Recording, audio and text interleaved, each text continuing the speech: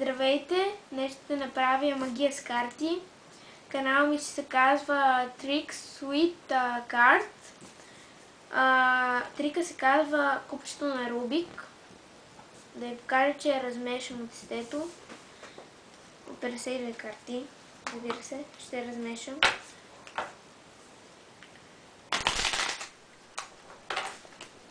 И ще избера най-долната карта с петия. И сега това. Така.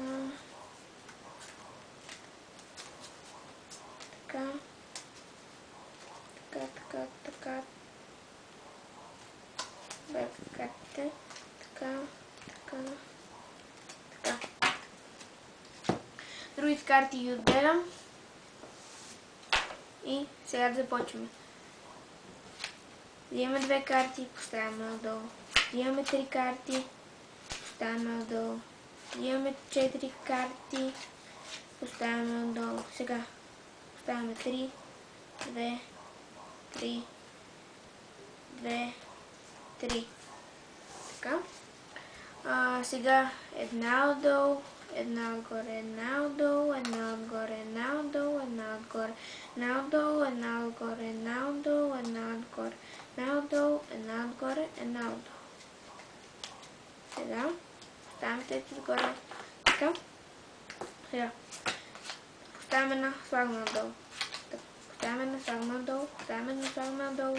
Поставяме една, слагаме надолу, поставяме една, слагаме надолу, поставяме една, слагаме надолу, поставяме една, слагаме надолу, поставяме една, слагаме надолу, поставяме една, слагаме надолу, поставяме една, слагаме надолу, поставяме и другата я поставяме накрая. Какво ли съм направила? Ами, картите са се подредили. Сега как се прави? Трябва ви наредени карти. Ами, наредата е такава. Дама, вале, двойка, шестица, ас, петица, поп, десетка, деветка, четворка, тройка, седмица, осмица.